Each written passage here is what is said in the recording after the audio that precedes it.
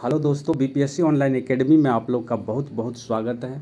हम परम आईएएस का टेस्ट नंबर 8 लेके आए हैं। ठीक है, 7 ऑलरेडी कवर कर चुके हैं और ये जो होगा हिंदी माध्यम का पहले हम कवर करने वाले हैं। ठीक है, हिंदी माध्यम में कवर करेंगे और हमारे चैनल पे ये टेस्ट नंबर होगा 9। ठीक है, टेस्ट ख़त्म होने के बाद इसका पीडीएफ आपको Telegram link BPSC online academy पे मिल जाएगा। जिनको भी चाहिए वो जाके ले लीजिए। और इंग्लिश माध्यम का भी एक प्लेलिस्ट है जो सेम टेस्ट का इंग्लिश माध्यम भी अपलोड हो रहा है। तो जो लोग इंग्लिश माध्यम में कंफर्टेबल है वो इंग्लिश में जाके देख सकते हैं प्लेलिस्ट में। ठीक है, तो चलिए स्टार्ट करते हैं आज का सेशन। तो आज के सेशन का पहला क्वेश्चन है, निम्नलिखित में से कौन सा कारक पृथ्वी की सतह पर सूर्य तप को प्रभावित करता है। मतलब जो सूर्य से हीट आता पृथ्वी पे वो कौन कौन से कारक है जो प्रभावित करता है। तो देखिए इसमें सही आंसर है डी। इसका जो है पृथ्वी अपनी धुरी पर घूमना, ये भी एक इम्पॉर्टेंट फैक्टर है जो कि प्रभावित कर सकता है सूर्य तप को।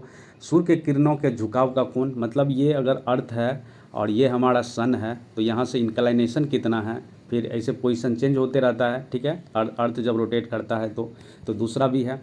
तीसरा है दिन का लंबाई कितना है। अगर दिन की लंबाई ज़्यादा होगा तो धूप ज़्यादा पड़ेगा तो टेम्परेचर ज़्यादा होगा। ठीक है, वातावरण की पारदर्शिता, मतलब इन्वायरमेंट कैसा है, ये भी डिपेंड करेगा। उसके बाद है भूमि का उसके पहलू की दृष्टि से विन्यास।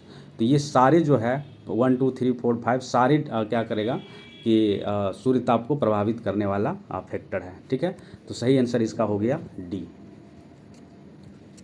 वो कह रहा है निम्नलिखित जोड़ियों पर विचार करें। शिखर है और स्थान है, मतलब पर्वत श्रेणी है और स्थान है कहाँ पे है ये बताना है। तो देखिए यहाँ पे दिया है क्या, महेंद्रगिरी पूर्वी घाट का पार्ट है, बिल्कुल सही, पहला सही है। ठीक है, और कौन सा सही सुमेलित है ये बताना है, सही चूज करना है। दूसरा है दोद्दा बेटा चोटी जो है इलायची पहाड़ी नहीं, दोद्दा बेटा जो है ये है नीलगिरी पहाड़ी का, तो दूसरा गलत हो गया। अन्नामुदी है नीलगिरी पहाड़ी का, तो ये भी क्या है, गलत है। तीसरा धूपगढ़ महादेव पहाड़ी का, तो ये सही है। ठीक है, तो 1 और 4 इसका सही आंसर होगा। सही आंसर हो गया 1 और 4। ठीक है, पश्चिमी घाट की ऊंचाई जो है उत्तर से पश्चिम की ओर अगर हम बात करते हैं सबसे ऊंची चोटी अन्नामुदी है। ठीक है, पश्चिमी घाट की बात कर रहे हैं। और दोद्दा बेटा जो है उसमें दोद्दा बेटा शामिल है। दोद्दा बेटा की हाइट जो है 2637 मीटर की हाइट पे बसा हुआ है। नीलगिरी पर्वत की सबसे ऊंची चोटी है। ठीक है, नीलगिरी चोटी की सबसे ऊंची चोटी दोद्दा बेटा इनका नाम है। तो सही आंसर हो गया 1 और 4। को पता भी होगा भारत में गोरसप्पा जलप्रपात निम्नलिखित में से किस नदी द्वारा निर्मित है। तो ये जो निर्मित है ये शरावती नदी पर स्थित है और ये कहाँ पे है, किस राज्य में, तो ये कर्नाटक राज्य में है। और ये जो है गोरसप्पा जलप्रपात की जो हाइट है 253 मीटर के हाइट पे ये है। ठीक है, ये झरना है, शरावती नदी द्वारा ये निर्मित है। इसको जोग वाटरफॉल भी कहा जाता है। क्वेश्चन है 4 नंबर, ये एक प्रकार के स्थानीय तूफान है जो बंगाल और असम के शाम को आने वाले भयानक तूफान है। ये वर्षा चाय, जूट और चावल की खेती के लिए उपयोगी मानी जाती है। असम में इन तूफानों को बारडोली छिहा के नाम से जाना जाता है। नाम याद रखिएगा, बारडोली छिहा के नाम से जाना जाता है। उपयुक्त परिच्छेद में निम्नलिखित में से किस स्थानीय तूफान का उल्लेख किया गया है। तो ये किया गया है नॉर्वेस्टर को। तो सही आंसर हो गया इसका सी, 4 का सही आंसर सी। 5 नंबर है, निम्नलिखित जोड़ियों पर विचार करें। रिलीफ फीचर है भौतिक विज्ञान प्रभाग है। ठीक है, तो ऊपर दिए गए युग्म में से कौन सा सही सुमेलित है ये बताना है। तो इसमें पहला दिया हुआ है यहाँ पे कि करेवास जो है कश्मीर हिमालय का पार्ट है। तो देखिए ये बिल्कुल सही है 1 नंबर, क्योंकि केरावास जो वहाँ के स्थानीय मिट्टी को कहा जाता है जहाँ पे केसर का उत्पादन किया जाता है। तो पहला जो है ऑप्शन सही है। और दूसरा जो है बरलंच जो है कह रहा है हिमालय, महान हिमालय पर्वत का पर्वतमाला है, नहीं। ये बरलंच जो है ये अगर पश्चिमी प्रायद्वीपीय पठार का पश्चिमी विस्तार देखें तो जैसलमेर तक है। और जो रेत का ढेर होता है उसको जो चोटी बनता है उसको कहा जाता है बरलंच। तो दूसरा गलत हो गया। तीसरा है, देखिए यहाँ पे कहा जा रहा है दूसरा गलत हो गया। तीसरा कहा जा रहा है बुयाल जो है महान भारतीय रेगिस्तान है। तो नहीं, ये अगर उत्तराखंड जाएंगे जो ऊंची पहाड़ियों वाली जो इलाका है उसको ऊंचे इलाका बेसिकली कहते हैं, तो उसको ब्यालांग कहा जाता है। इसका प्रोनाउंसिएशन आप लोग देख लीजिएगा। तो तीसरा भी गलत है, तो इसका सही आंसर हो जाएगा ओनली 1 सी। नेक्स्ट क्वेश्चन है 6 नंबर और इसमें कहा जा रहा है भारत राज्य वन रिपोर्ट 2021 के संबंध में निम्नलिखित कथनों पर विचार करें और कौन सा सही है वो बताना है। तो इसका सही है 1 और 3, सी इसका सही आंसर है। भारत में कुल वन क्षेत्र 25% से कम है, बिल्कुल सही। 24 कुछ प्रतिशत है, तो पहला सही है। तीसरा नंबर कह रहा है लक्षद्वीप में 0% वन क्षेत्र है, तो ये भी क्या है, सही है। ठीक है, लक्षद्वीप में क्या है, 0% वन क्षेत्र है, तो 1 और 3 सही हो गया। 2 नंबर स्टेटमेंट क्यों गलत है, यहाँ पे कह रहा कुल वन आवरण में खुले वन का हिस्सा घने वन से अधिक है, नहीं, ये क्या है, कम है, तो ये क्या है, गलत है। तो सही आंसर हो गया 1 और 3। क्वेश्चन है 7 नंबर, निम्नलिखित में से किस ज्वालामुखी को भूमध्य सागरीय प्रकाश स्तंभ के नाम से जाना जाता है, तो ये है आपका माउंट स्ट्रोम्बली। सही आंसर हो गया इसका बी। आप लोग कमेंट बॉक्स में बताइए ये माउंट स्ट्रोम्बली किस देश में स्थित है। 8 नंबर, एल नीनो के संदर्भ में निम्नलिखित में से कौन सा कथन सही है, नीचे दिए गए कोड का उपयोग कर करके सही उत्तर को चुनना है। इसका सही उत्तर है सी, 1 और 3 जो है सही है एल नीनो के बारे में। ठीक है, ये कह रहा है इससे पेरू तट पर पानी के तापमान में वृद्धि होती है, बिल्कुल सही। एल नीनो जब आता है तो क्या करता है, पेरू के तट पे पानी का जो तापमान है वृद्धि कर देती है। और तीसरा स्टेटमेंट है यह भारत के दक्षिण पश्चिम मानसून की शुरुआत में देरी कर सकता है, बिल्कुल सही। इससे इफेक्ट होता है एल नीनो इफेक्ट से, आप देखेंगे कि दक्षिण पश्चिम मानसून जो भारत में आता है वो कुछ उसका शुरुआत थोड़ा देरी से हो सकता है, तो ये 1 और 3 जो है सही है। ठीक है, और दूसरा स्टेटमेंट इसका गलत है। 9 नंबर, अंतर उष्णकटिबंधीय अभिसरण क्षेत्र जिसको ITCZ के संदर्भ कहा जाता है, ITCZ के संदर्भ में निम्नलिखित कथनों पर विचार कीजिए और कौन सा सही स्टेटमेंट है ये बताना है। तो इसका सही आंसर दिया है ओनली 3, सी जो है सही आंसर है। इसमें कह रहा ओनली 3 सही है। ये कह रहा ITCZ में बदलाव के कारण दक्षिणी गोलार्ध की व्यापारिक हवाएं भूमध्य रेखा को पार कर जाती है, बिल्कुल सही। तो तीसरा स्टेटमेंट सही है। दूसरा स्टेटमेंट क्यों गलत है कि दूसरा स्टेटमेंट कह रहा है कि जुलाई में ITCZ 20 डिग्री से 25 डिग्री साउथ के आसपास स्थित होती है, नहीं, ये 20 डिग्री से 25 डिग्री नॉर्थ के रीजन में ये स्थित रहता है, तो दूसरा स्टेटमेंट गलत हो गया।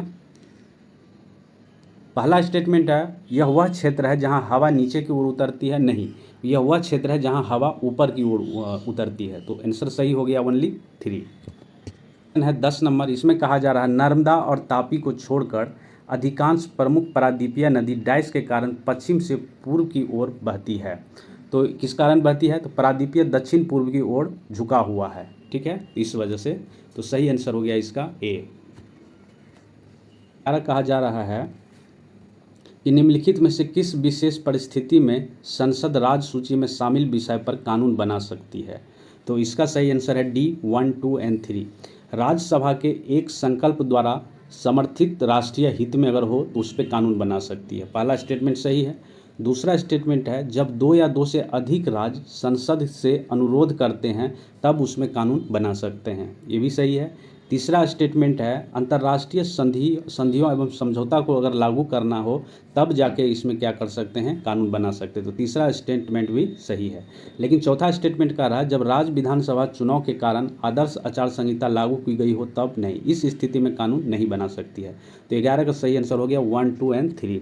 कह रहा है अनुच्छेद 161 में दी गई राज्यपाल की क्षमादान शक्ति के संदर्भ में निम्नलिखित कथनों पर विचार करें और कौन सा सही कथन है ये बताना है, तो इसका आंसर दिया है ओनली 2 जो है इसका सही कथन है। वह किसी ऐसे मामले से संबंधित किसी भी कानून के खिलाफ अपराध के लिए दोषी ठहराए गए किसी भी व्यक्ति को क्षमादान दे सकता है जिस पर राज्य की कार्यकारी शक्ति का विस्तार होता है। ठीक है, और ये क्या है कि क्या राज्यपाल, पहला नंबर स्टेटमेंट है वह मृत्यु दंड को माफ़ कर सकता है, नहीं, राज्यपाल जो है मृत्यु दंड को माफ़ नहीं कर सकता है, ये किसके हाथ में है, तो ये राष्ट्रपति के हाथ में होता है, तो सही आंसर हो गया ओनली 2। क्वेश्चन नंबर 13 कह रहा है भारत में पंचायत राज के विकास के संदर्भ में निम्नलिखित समितियों को काल अनुसार क्रम में व्यवस्थित करें और नीचे दिए गए कोड का उपयोग करके सही उत्तर चुनें। तो देखिए इसमें जो सही उत्तर दिया हुआ है वो सी है 1, 2, 4, 3। तो देखिए यहाँ पे जो है अशोक मेहता कमेटी जो स्थापित किया गया था 1977 में किया गया था। ठीक है, उसके बाद अगर आप आएंगे तो उसके बाद एल.एम. सिंघवी की अगर हम लोग बात करें तो ये राजीव गांधी के टाइम में स्थापित किया गया था 1986 में। ठीक है, 1986 में किया गया था। ठीक है, उसके बाद आता है GKRV समिति, GKVK और रॉ समिति का जो गठन किया गया था ये किया गया था 1985 में। ठीक है, ये ईयर थोड़ा ध्यान रखिएगा। ठीक है, ये बहुत इंपॉर्टेंट है, ईयर आपको याद होना चाहिए। फिर आता थुंगन समिति का। तो थुंगन समिति जो हुआ था इसका गठन किया गया था 1988 में, 1988 में। तो इस हिसाब से जो सही आंसर हो गया 1 2 3 4। ये ईयर बहुत इंपॉर्टेंट है, अक्सर बीपीएससी यहाँ से क्वेश्चन उठाता है, बहुत इंपॉर्टेंट क्वेश्चन है, इसका आप लोग याद रख लीजिएगा। अशोक मेहता समिति जो रिकमेंड किया था कि 2 स्तरीय पंचायती राज होना चाहिए। फिर पूछा जाता है कि कौन सा समिति था जो पंचायत को 3 स्तरीय करने के लिए रिकमेंड किया था, तो वो बलवंत राय मेहता कमेटी था जो सबसे पहले गठन किया गया था। फिर पूछता है कि ये कमेंट बॉक्स में भी आप लोग को बताना है किस समिति के अनुरोध पर जो पंचायती राज को एक कॉन्स्टिट्यूशनल स्टेटस मिला, ये मुझे कमेंट बॉक्स में आप लोग बताइए, ठीक है। नेक्स्ट क्वेश्चन है 14 नंबर, इसमें कहा जा रहा है चुनाव के राज वित्त पोषण पर रिपोर्ट देने के लिए निम्नलिखित में से किस समिति को नियुक्त किया गया था। तो ये किया गया था इंद्रजीत गुप्ता कमेटी को, और इसको कब गठन किया गया था, 1998 में गठन किया गया था। नेक्स्ट क्वेश्चन है 15 नंबर, इसमें कहा जा रहा है मंत्रिपरिषद को पद एवं गोपनीयता की शपथ कौन दिलाता है। तो ये दिलाता है किसके द्वारा, प्रेसिडेंट के द्वारा। सही आंसर हो गया 15 का ए। नंबर 16 कह रहा निम्नलिखित में से कौन सा विधेयक लोकसभा के विघटन पर समाप्त हो जाता है। तो सही आंसर है ओनली 1। एक विधेयक लोकसभा द्वारा पारित हो गया लेकिन राज्यसभा में लंबित है, तो ये क्या है, लोकसभा में विघटन पर समाप्त हो जाता है, ठीक है। तो ये पहला सही है और इसका आंसर भी यही दिया हुआ है। दूसरा कह रहा है यहाँ पे एक विधेयक दोनों सदनों द्वारा पारित हो गया हो लेकिन राष्ट्रपति की सहमति के लिए लंबित है, मतलब कि अभी राष्ट्रपति उस पर सहमति नहीं हुई है, तो ये जो है ये विघटन नहीं होता है, ठीक है। तीसरा स्टेटमेंट है एक विधेयक राज्यसभा में लंबित है लेकिन लोकसभा द्वारा पारित नहीं किया गया है, तो ये भी जो है समाप्त नहीं होता है, ठीक है। हो सकता है अगले लोकसभा में वो पास हो। इसका सही आंसर हो गया ओनली 1। 17 कहा जा रहा है संसद के दोनों सदनों के संदर्भ में निम्नलिखित कथनों पर विचार करें। अब कौन सा सही कथन है ये बताना है। इसका आंसर दिया है नाइदर 1 नॉर 2, एक भी सही नहीं या 2 भी सही नहीं। अब देखते क्यों नहीं सही है। पहला स्टेटमेंट है संविधान ने राज्यसभा के सदस्यों का कार्यकाल निश्चित किया है, तो नहीं, ये संविधान के द्वारा नहीं किया गया है। संविधान ने राज्यसभा के सदस्यों का कार्यकाल निश्चित नहीं किया है, ठीक है। अगर बात करें संसद ने लोकसभा प्रतिनिधि अधिनियम 1951 में यह प्रावधान किया गया है कि राज्यसभा के सदस्य का कार्यकाल 6 वर्ष होगा। इस अधिनियम ने भारत के राष्ट्रपति को पहली राज्यसभा में चुने गए सदस्यों के कार्यकाल को कम करने का अधिकार भी दिया गया, इसीलिए कथन 1 जो है सही नहीं है। दूसरा कथन क्या है, केवल लोकसभा अध्यक्ष ही केंद्र सरकार के परामर्श से लोकसभा को भंग कर सकता है, नहीं, ठीक है। तो दूसरा स्टेटमेंट भी क्या है, गलत है। क्वेश्चन है 18 नंबर, इसमें कहा जा रहा है निम्नलिखित अधिकारियों को वरीयता तालिका के अनुसार उच्च से निम्न रैंक तक व्यवस्थित करें, ठीक है। तो सबसे पहले अगर मान लीजिए कुर्सी ला के देता है तो सबसे पहले आप किसको देंगे बैठने, तो सबसे पहले आप देंगे किसको, प्रधानमंत्री को, ठीक है। फिर उसके बाद देंगे किसको, राज्य के राज्यपाल अपने अपने राज्य में जो भी मतलब कार्यरत है उसको देंगे, फिर पूर्व राष्ट्रपति को देंगे, फिर उसके बाद केंद्रीय कैबिनेट मंत्री को देंगे। तो सही आंसर हो गया 18 का सी।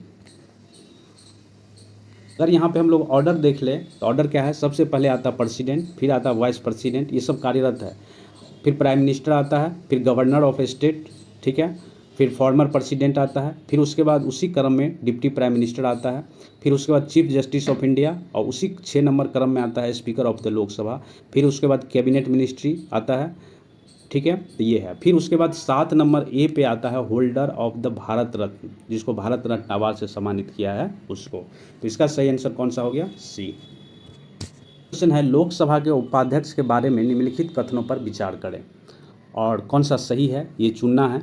तो पहला स्टेटमेंट है जब भी उसे किसी संसदीय समिति का सदस्य नियुक्त किया जाता है तो वह स्वतः ही उसका अध्यक्ष बन जाता है। तो ये स्टेटमेंट जो है पहला बिल्कुल सही है, ठीक है, आंसर भी इसका यही दिया हुआ। दूसरा स्टेटमेंट दिया है उसके चुनाव की तारीख राष्ट्रपति द्वारा तय की जाती है, नहीं, चुनाव का तारीख जो है ये इलेक्शन कमीशन ऑफ इंडिया के द्वारा ही तय किया जाता है। उसके बाद है वह लोकसभा अध्यक्ष के अधीन होता है, तो ये भी जो है गलत है। तीसरा स्टेटमेंट है वह लोकसभा अध्यक्ष के अधीन होता है, तो नहीं। देखिए ये जो है उपसभापति जो होता है सभापति के अधीन नहीं होता है, वह सीधे सदन के प्रति उत्तरदायी होता है, इसीलिए तीसरा स्टेटमेंट भी ये क्या है, गलत है। तो सही आंसर हो गया ओनली वन सही है। जब भी उसे किसी संसदीय समिति का सदस्य नियुक्त किया जाता है तो वह स्वतः ही उसका अध्यक्ष बन जाता है। ये किसके बारे में, लोकसभा के उपाध्यक्ष के बारे में कहा जा रहा है। तो 19 का सही आंसर हो गया बी। कहा जा रहा है भारतीय राजनीति के संदर्भ में निम्नलिखित कथनों पर विचार करें और ऊपर दिए गए कथनों में से कौन सा सही नहीं है ये बताना। जो सही नहीं है उसको चूज करना है। तो इसका हम लोग आंसर देख लेते हैं। 1 और 2 जो है ये सही नहीं है। तो 1 नंबर स्टेटमेंट कर रहा है राष्ट्रपति संघ सरकार का मुख्य प्रवक्ता होता है, नहीं, तो ये गलत है। और दूसरा है कि राष्ट्रपति सदन के पटल पर सरकारी नीतियों की घोषणा करता है, नहीं, ये किसके द्वारा किया जाता है, प्रधानमंत्री के द्वारा किया जाता है, तो ये भी गलत हो गया। तो 1, 2 इसका सही आंसर हो गया क्योंकि ये गलत हमको चूज करना था। तीसरा स्टेटमेंट है प्रधानमंत्री संसद के दोनों सदनों में किसी भी एक का सदस्य हो सकता है, बिल्कुल सही। तो ये 3 सही है, बाकी 1, 2 जो है गलत है। 21 नंबर है हाल ही में अभी समाचार में देखी गई चीन+1 रणनीति के संबंध में निम्नलिखित में से कौन सा कथन सही है, ये चूज करना है। तो इसका सही आंसर है बी। इसमें कहा जा रहा है बहुराष्ट्रीय कंपनी द्वारा अपनी आपूर्ति श्रृंखला को चीन से बाहर स्थानांतरित करना एक रणनीति निर्णय है। तो देखिए अमेरिका के जो भी कंपनी चाइना में काम कर रहे थे उसको बाहर निकाल कर दूसरे जगह पर स्थानांतरित करने का निर्णय जो लिया गया था, ये अमेरिका के द्वारा लिया गया था, ठीक है। तो यहीं पे एक टर्म को जन्म देता है या उजागर किया जाता है जिसको कहा जाता है चीन+1 रणनीति, ठीक है। तो 21 का सही आंसर हो गया बी। और 22 कहा जा रहा है बाहर ओएस के संबंध में निम्नलिखित कथनों पर विचार करें और ऊपर दिए गए कथन में कौन सा सही है ये बताना है। तो पहला स्टेटमेंट दिया हुआ है यहाँ पे कि यह आईआईटी मद्रास द्वारा विकसित एक स्वदेशी मोबाइल ऑपरेटिंग सिस्टम है, बिल्कुल सही। ये क्या है, एक ऑपरेटिंग सिस्टम है जो कि विकसित किया गया है आईआईटी मद्रास के द्वारा। उसके बाद बाहर OS Android open source project पर आधारित और इसमें सभी गूगल सेवाएं शामिल है, तो नहीं, इसमें सभी गूगल सेवा जो है शामिल नहीं है। इसमें जो है कोई भी प्री इंस्टॉल ऐप का ऑप्शन नहीं दिया गया है। इससे यूज़र अपनी पसंद का कोई भी ऐप डाउनलोड करने की सुविधा मिलती है। अतः 2 जो है ये गलत है, ठीक है। तो इसका सही आंसर हो गया 1 ओनली 1 है। 23 नंबर यह संरक्षित क्षेत्र निकोबार द्वीप समूह में स्थित है। यह विशाल लेदर बैग कछुओं के लिए भारत का घोंसला स्थल है। हाल ही में अंतर्राष्ट्रीय कंटेनर ट्रांसशिपमेंट पोर्ट के लिए रास्ता बनाने के लिए पूरे वन्यजीव अभयारण्य को डिनोटिफाइड कर दिया गया है। तो उपयुक्त परिच्छेद में से निम्नलिखित में से किस संरक्षित क्षेत्र का वर्णन किया जा रहा है, तो ये किया जा रहा है गलेथेया वे वाइल्ड लाइफ सेंचुरी के बारे में जो कि ग्रेट निकोबार में स्थित है, ठीक है। और ये जो है 2021 में national board of wild life NBWL ने अंडमान और निकोबार द्वीप समूह में जो लेदर बैंक समुद्री कछुआ का एक महत्वपूर्ण स्थल है उसको शिकार स्थल को मतलब कि इससे जो वे देने वाला था, रास्ता देने वाला था, उसको क्या कर दिया है, खारिज कर दिया गया है। तो सही आंसर हो गया 23 का ए। 24 कहा जा रहा है आदित्य L1 मिशन के संदर्भ में निम्नलिखित कथनों पर विचार करें और कौन सा सही है ये चूज करना है। तो इसमें पहला है आदित्य L1 के बारे में दिया है, यह भारत का पहला वेधशाला श्रेणी का अंतरिक्ष आधारित सौर मिशन है, तो बिल्कुल सही। और बाकी देख लेते हैं हम लोग। दिया हुआ है कि अंतरिक्ष यान को सूर्य पृथ्वी प्रणाली के पहले लैग्रेंज बिंदु L1 के चारों ओर एक प्रभाव मंडल कक्षा में रखा जाएगा, तो दूसरा स्टेटमेंट भी सही है। तीसरा स्टेटमेंट है यह प्रकाश मंडल क्रोमोस्फेयर और कोरोना का निरीक्षण करने के लिए 7 पोलोड ले जाता है, बिल्कुल सही। ये तीनों स्टेटमेंट सही है। इसका सही आंसर हो गया डी। बिहार से स्वच्छ सुजल शक्ति सम्मान 2023 किसे सम्मानित किया गया है, जो कि बिहार से है, तो ये है बबीता गुप्ता को किया गया है। सही आंसर है इसका बी। 26 नंबर क्वेश्चन है किस नदी पर बने गयाजी बांध को केंद्रीय सिंचाई और विद्युत बोर्ड द्वारा राष्ट्रीय पुरस्कार 2022 से सम्मानित किया गया है, तो ये है सही आंसर इसका फाल्गु, ठीक है। फाल्गु नदी पे ही गाया बांध जिसको रबर डैम के नाम से हम लोग जानते हैं। क्वेश्चन नंबर 27 कहा जा रहा है कि 18वीं राष्ट्रीय युवा एथलेटिक्स चैंपियनशिप में बिहार के किस खिलाड़ी ने रजत पदक जीता है, तो ये है पीयूष राज। सही आंसर है बी। क्वेश्चन नंबर 28 है 34वीं फेडरेशन कप राष्ट्रीय हैंडबॉल प्रतियोगिता में बिहार महिला टीम ने कौन सा पदक जीता है, तो ये जीते हैं ब्रॉन्ज मेडल। सही आंसर हो गया इसका सी। क्वेश्चन नंबर 29 है बिहार में जाति आधारित जनगणना का दूसरा चरण कितनी जातियों के आधार पर कराया जाएगा? तो ये कराया जाएगा 215 जाति के आधार पर। सही आंसर हो गया 29 का सी। नेक्स्ट क्वेश्चन है 30 नंबर। इसमें कहा जा रहा है बिहार के कितने ब्लॉक में सामुदायिक पुस्तकालय सह कैरियर विकास केंद्र खोलने का निर्णय लिया गया है? तो टोटल कितना 100। सही आंसर हो गया 30 का सी। नेक्स्ट क्वेश्चन है 31 नंबर और इसमें कहा जा रहा है कि बिहार की मुख्य विपक्षी पार्टी भारतीय जनता पार्टी का नया प्रदेश अध्यक्ष किसे नियुक्त किया गया है?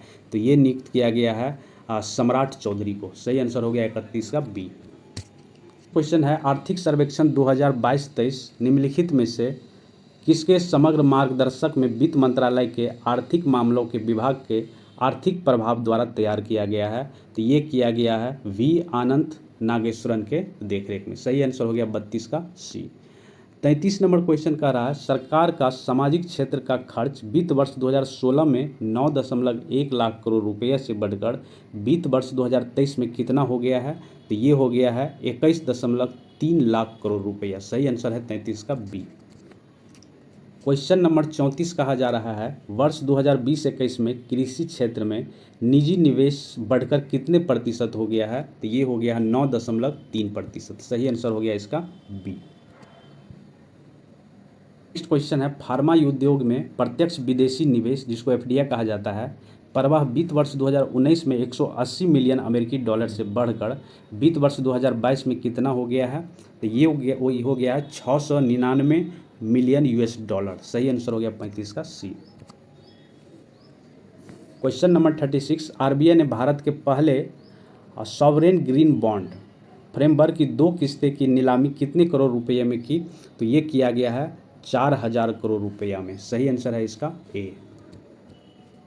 क्वेश्चन नंबर 37 है भारत सरकार ने हर स्टार्ट प्लेटफॉर्म के तहत महिलाओं के नेतृत्व वाले स्टार्टअप के लिए 1 वर्ष के लिए कितने रुपया के मासिक वजीफे की घोषणा की है? तो ये किया गया है 20,000 रुपये का। सही आंसर है 37 का ए। नेक्स्ट क्वेश्चन है 38 नंबर और इसमें कहा जा रहा है मद्रास संगीत अकादमी द्वारा संगीत कलानिधि पुरस्कार 2023 के लिए किसे चुना गया है? तो ये चुना गया है बॉम्बे जयश्री को। सही आंसर है सी। क्वेश्चन नंबर 39 कहा जा रहा है कि सेंट्रल बैंकिंग अवार्ड 2023 में गवर्नर ऑफ द ईयर पुरस्कार से किसे सम्मानित किया गया है? तो ये सम्मानित किया गया है शक्तिकांता दास को। सही आंसर है 39 का सी। 40 नंबर क्वेश्चन है एटीपी मास्टर 1000 खिताब जीतने वाले दुनिया के सबसे उम्रदराज खिलाड़ी कौन बन गए हैं? तो ये बने गए हैं रोहन बोपन्ना। सही आंसर है 40 का बी। नंबर 41 का रहा है इंडियंस वेल्स मास्टर्स 2023 का पुरुष एकल खिताब किसने जीता है? तो ये जीता है कार्लोस अल्काराज के द्वारा। सही आंसर है 41 का बी। क्वेश्चन नंबर 42 भोपाल में आयोजित ISSF विश्व कप शूटिंग चैंपियनशिप 2023 में किस भारतीय खिलाड़ी ने स्वर्ण पदक जीता है? तो ये जीता गया है सर्वजोत सिंह के द्वारा। सही आंसर हो गया 42 का बी। क्वेश्चन नंबर 42 भारत की अध्यक्षता में G20 वर्किंग ग्रुप की 100वीं बैठक किस शहर में आयोजित की गई? तो ये किया गया उत्तर प्रदेश के वाराणसी में। क्वेश्चन 44 नंबर किस राज्य के 2 तटीय जिला केंद्रपाड़ा और जगत सिंहपुर में पहली मैंग्रोव पित पक्षी जनगणना आयोजित की गई थी? तो ये किया गया था उड़ीसा में। सही आंसर हो गया ए। नेक्स्ट क्वेश्चन है 45 नंबर और इसमें कहा जा रहा है Wisden 2023 leading T20 cricket of the year से किसे सम्मानित किया गया है? तो ये किया गया है सूर्य कुमार यादव को। सही आंसर है 45 का डी। 46 है अज्ञात शवों की पहचान के लिए DNA डेटाबेस तैयार करने वाला भारत का पहला राज्य कौन सा बन गया है? तो ये राज्य है हिमाचल प्रदेश। नेक्स्ट है 47 नंबर हाल ही में किस देश के गाजियोटेप में 7.8 तीव्रता का भूकंप आया है? तो ये किस देश में है? ये है टर्की में। ठीक है, सही आंसर हो गया 47 का ए। 48 कहा जा रहा है किस वैधानिक निकाय ने लोगों और आयोग के बीच संचार की सुविधा के लिए बाल-मित्र नाम से एक व्हाट्सएप चैटबॉट लॉन्च किया है? तो ये किया है दिल्ली बाल विकास संरक्षण आयोग के द्वारा। सही आंसर हो गया इसका 48 का सी। 49 नंबर इसमें कहा जा रहा है कि किस भारतीय राजनेता को इंडिया यूके अचीवर ऑनर्स द्वारा लाइफ टाइम अचीवमेंट अवार्ड से सम्मानित किया गया है? तो ये किया गया है डॉक्टर मनमोहन सिंह को। सही आंसर है डी। नेक्स्ट है 50 नंबर क्वेश्चन और इसमें कहा जा रहा है कि युवा संगम पंजीकरण पोर्टल किस शहर में लॉन्च किया गया है? तो ये किया गया है नई दिल्ली में। सही आंसर हो गया इसका डी। 51 बौद्ध धर्म के संदर्भ में निम्नलिखित में से कौन सा कथन सही नहीं है? सही नहीं है वो चूज करना है। तो देखिए इसमें कह रहा बौद्ध धर्म में 3 प्रमुख तत्व है, बुद्ध, धम्म और संघ। तो ये तो सही है। और दूसरा स्टेटमेंट है यहाँ पे बौद्ध धर्म वेदों की प्रामाणिकता को अस्वीकार करता है। तो ये भी सही है।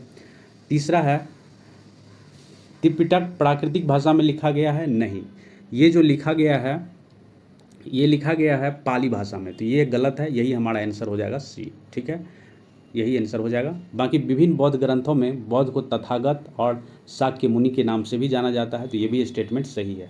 इसका सी जो है गलत है, ये पाली भाषा में नहीं, प्राकृतिक भाषा में नहीं, पाली भाषा में लिखा गया है।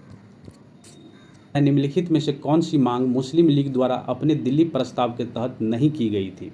तो देखिए इसमें जो है पहला प्रस्ताव दिया गया है, इसमें 3 नए मुस्लिम बहुमत प्रांत सिंध, बलूचिस्तान और उत्तर पश्चिम प्रांत का गठन। तो ये तो किया गया था, इसमें नहीं खोजना है जो नहीं किया गया था। उसके बाद है दूसरा प्रांतीय विधानसभा में मुसलमानों को 1/3 प्रतिनिधित्व करना। नहीं, ये नहीं था। तो सही आंसर इसका बी ही हो जाएगा। बाकी और देख लेते हैं हम लोग। पंजाब और बंगाल में मुसलमानों को उनकी संख्या के आधार पर अनुपात में प्रतिनिधि करना। ये भी सही है। मुसलमान के लिए आरक्षित सीटों के साथ पृथक निर्वाचन क्षेत्र के स्थान पर संयुक्त निर्वाचन क्षेत्र देना। तो ये भी सही है। एक ही गलत है, ये जो कि गलत है कौन सा? बी। नेक्स्ट क्वेश्चन है 53 नंबर। इसमें कहा जा रहा है 1857 के विद्रोह की निम्नलिखित घटनाओं को कालानुक्रम एक काल में व्यवस्थित करें और नीचे दिए गए कोड का उपयोग करके सही उत्तर चुनना है। तो इसमें कहा जा रहा है विद्रोह द्वारा आजमगढ़ का उद्घोषणा, बहादुर शाह जफर का शहंशाह हिंदुस्तान बनना कम हो गया, और उसके बाद अंग्रेज़ द्वारा दिल्ली पर पुनः कब्जा, मेरठ में सिपाहियों का विद्रोह। तो सबसे पहले मेरठ में विद्रोह हुआ था। तो मेरठ में कब विद्रोह हुआ था? 10 मई 1857 को। ठीक है, तो 10 मई 1857 को हो गया। तो 4 सबसे पहले आएगा, सी और डी में। अब देखिए 2 नंबर पे क्या आता है, मेरठ की घटना जब हुई उसके बाद क्या होता है, मेरठ के घटना के बाद वो क्या करेंगे, बहादुर शाह जफर को, जब ये स्टार्ट होगा 1857 का विद्रोह, तो बहादुर शाह को जो है एक इंडिया के तरफ से जो लीड कर्ता के रूप में उसको मान लिया जाएगा। तो उसके बाद आता है 2। तो उस हिसाब से सही आंसर हो गया डी। तो मेरठ का सिपाही विद्रोह पहले होगा, फिर बहादुर शाह जफर का शहंशाह हिंदुस्तान बनना कम हो गया, ये हो जाएगा। ठीक है, उसके बाद है कौन, विद्रोह द्वारा आजमगढ़ का उद्घोषणा, फिर अंग्रेज़ द्वारा दिल्ली पर कब्जा सबसे लास्ट में हुआ। तो सही आंसर हो गया 53 का डी। 30 का अगला क्वेश्चन है 54 नंबर। इसमें कहा जा रहा है स्वराजवादियों और नो चेंजर्स के संबंध में निम्नलिखित कथनों पर विचार करें। अब कौन सा सही है उसको चूज करना है। तो इसमें जो पहले दिया हुआ है, पहले हम लोग आंसर देख लेते हैं। इसका सही आंसर है ओनली 3। इसमें है बेलगाम सत्र में कांग्रेस ने स्वराजवादियों को अपनी ओर से विधायिका को काम करने की अनुमति दी थी। तो ये सही है, बाकी सब जो है गलत है। एक बार आप लोग पढ़ लीजिएगा इसको। क्वेश्चन नंबर 55 है वाइकोम सत्याग्रह जो कि 1924 में हुआ था, इसके संदर्भ में निम्नलिखित कथनों पर विचार कीजिए और कौन सा सही है ये बताइए। तो देखिए एक बार आप लोग वाइकोम सत्याग्रह के बारे में पढ़ लीजिएगा। इसमें सही आंसर है जो 2 और 3 सही है। ठीक है, 2 और 3 जो है सही है, 2 3 नहीं, इसका 1 और 2 जो है सही है। ये जो है इसका क्या है, पहला इसका सही आंसर है बी। इसका उद्देश्य मंदिर तक निषिद्ध सड़कों का उपयोग करने के लिए अछूतों के अधिकार को सुरक्षित करना, ये था। और इसका दूसरा था पेरियार रामास्वामी ने वाइकोम सत्याग्रह को नेतृत्व प्रदान किया था। तो ये दोनों सही है, तीसरा सही नहीं है। इसे महात्मा गांधी द्वारा शुरू किए गए असहयोग आंदोलन के द्वारा लॉन्च किया गया था। तो नहीं, असहयोग आंदोलन कब लॉन्च किया गया था? 1920 में, लेकिन ये कब हुआ था? 1924 में। तो तीसरा तो इसे ही गलत हो गया। तो सही आंसर हो गया बी। अगला क्वेश्चन है 56 नंबर। इसमें कहा जा रहा है कि सिंधु घाटी सभ्यता के संबंध में निम्नलिखित में से कौन सा कथन सही है। तो सही चूज करना है हम लोगों को। तो इसका सही आंसर है 2 और 3 जो है इसका सही है। तो देखिए 2 कौन सा है, अरब सागर के तट पर नौवाहक की प्रथा प्रचलित थी सिंधु घाटी सभ्यता के टाइम में, बिल्कुल सही। दूसरा है तीसरा नंबर स्टेटमेंट है, उन्होंने चावल और पालतू कुत्ते मतलब रखे थे। तो 1 और 2 सही है। और पहला स्टेटमेंट है, लोगों ने एक समान धार्मिक प्रथाएं निभाई थी। तो नहीं, ये नहीं निभाई थी। तो सही आंसर हो गया 56 का सी। नंबर 57 है, भारतीय राष्ट्रीय कांग्रेस के शुरुआती चरण के संदर्भ में निम्नलिखित कथनों पर विचार कीजिए और कौन सा सही है ये बताना है। तो इसमें कह रहा पहला स्टेटमेंट, कांग्रेस की स्थापना के बाद सरकारी अधिकारियों को इसके सत्र में भाग लेने की अनुमति नहीं थी। नहीं, ऐसा नहीं है, भाग ले सकते थे। तो पहला क्या है, गलत है। दूसरा स्टेटमेंट है, भारतीय राष्ट्रीय कांग्रेस के उदारवादी नेतृत्व समाजवादी सुधार में विश्वास नहीं करता था। नहीं, ये उसी में विश्वास करता था। तो दूसरा भी गलत हो गया। तीसरा स्टेटमेंट है, कांग्रेसी के शुरुआती नेतृत्व में भूमि राजस्व में कमी और अन्यायी जमींदारों से किसानों की सुरक्षा की मांग की। बिल्कुल सही। तो ओनली क्या हो जाएगा इसका, 3 सही है, बाकी 1 2 जो है गलत है। 8 नंबर, निम्नलिखित में से कौन सा किसान संघर्ष इजारादारी व्यवस्था का परिणाम था। तो ये विद्रोह था कौन सा, ये रंगपुर विद्रोह 1783 में। किसान स्वयं अपनी पहल पर अक्सर ब्रिटिश शासन का विरोध करते थे। बंगाल के उत्तरी जिला में 1783 का रंगपुर विद्रोह एक ऐसा विद्रोह का मतलब एक उदाहरण है जो राजस्व कृषि प्रणाली के शुरुआती दिनों में राजस्व ठेकेदार और कंपनी के अधिकारियों द्वारा किसान पर जो अत्याचार किया जाता था, वे उच्च राजस्व की मांग करते थे। वो अक्सर इजारदारी प्रणाली के आधार पर अवैध वसूल करते थे। तो उसके उपलक्ष्य में वो क्या करते थे, विद्रोह करते थे। तो सही आंसर हो गया इसका डी। क्वेश्चन नंबर 59 का रहा है, 1920 में शुरू किए गए असहयोग आंदोलन में निम्नलिखित में से क्या शामिल था। ठीक है, इसमें पूछ रहा है उपाधि और मानद कार्यों का समर्पण। बिल्कुल सही। असहयोग आंदोलन के द्वारा बहुत सारे यहाँ के लोग से जो उपाधि रिटर्न कर दिया। ठीक है, तो पहला सही है। दूसरा, ब्रिटिश अदालतों का बहिष्कार करना। ब्रिटिश अदालतों का भी बहिष्कार किया गया था। तीसरा, प्रांतीय एवं केंद्रीय विधानसभा चुनाव का भी बहिष्कार किए थे। तो बिल्कुल सही। ये तीनों स्टेटमेंट इसका जो है सही है। तो 59 नंबर का सही आंसर हो गया 1 2 और 3। क्वेश्चन है, मराठा साम्राज्य के अष्टप्रधान के संदर्भ में निम्नलिखित कथनों पर विचार करें और कौन सा सही है ये चूज करना है। तो देखिए, यह कह रहा है यह शिवाजी की रचना थी। तो देखिए, अष्टप्रधान या राजमंत्री जो है ये तो न तो शिवाजी की रचना थी और न ही उसके राजाभिषेक के समय पहली बार आयोजित की गई थी। इसमें से कई अधिकारी जैसे पेशवा, मजूमदार, वैकनवीस, दबीर और ये सुरनवीस, ये सब जो है पहले से भी कभी कभी आयोजित किया जाता था। तो पहला कथन जो है गलत है, ये शिवाजी के द्वारा रचना नहीं किया गया था। दूसरा स्टेटमेंट है, शिवाजी के अधीन में ये पद न तो मतलब वंशानुगत थे और न ही अस्थायी था। तो ये स्टेटमेंट जो है सही है 2 नंबर में। ठीक है। तीसरा स्टेटमेंट है, परिषद की सलाह राजा के लिए बाध्यकारी होती थी। नहीं, ऐसा भी नहीं है। तो इसका सही आंसर हो गया बी, ओनली 2 है। 61 नंबर, भारत के औपनिवेशिक इतिहास के संदर्भ में पंजदेह घटना डैश से संबंधित है। तो ये संबंधित है रूसी सेना द्वारा अफगान क्षेत्र पर कब्जा कर लेने से संबंधित है। तो 61 का हो गया बी। क्वेश्चन नंबर 62 है, जैन धर्म की शिक्षाओं के संबंध में निम्नलिखित कथनों पर विचार करें और कौन सा इसमें जो सही है वो चूज करना है। तो सही आंसर है 1 और 2, ए इसका सही है। इसने कृषि कार्य पर रोक लगा दी। सांसारिक बाधाओं से मुक्ति के लिए किसी अनुष्ठान की आवश्यकता नहीं है, ऐसा इन्होंने कहा। तो 1 और 2 जो है सही है। बौद्ध धर्म की तरह इसमें वर्ण व्यवस्था की निंदा नहीं की। नहीं, ऐसा नहीं है। ठीक है, तो ये निंदा की, इसके द्वारा निंदा किया गया था। तो तीसरा नंबर गलत है, बाकी 1 2 जो है सही है। सही आंसर हो गया 62 का ए। क्वेश्चन नंबर 63 है, भारतीय इतिहास के संदर्भ में निम्नलिखित घटनाओं पर विचार करें। तो इसमें और उपयुक्त घटनाओं का सही जो है काल के अनुसार सजाएं। तो देखिए, बक्सर का युद्ध कब हुआ था। तो बक्सर का युद्ध हुआ था 1764 में। ठीक है, तो इस तरह से, और पानीपत का तीसरा लड़ाई 1761 में हुआ था। इस तरह से सही क्रम अगर आप सजाएंगे तो आपका आंसर निकल के आएगा 2 3 1। बंदीबास का लड़ाई हुआ था। ठीक है, बंदीबास की लड़ाई कब हुई थी आप मुझे कमेंट बॉक्स में बताइए।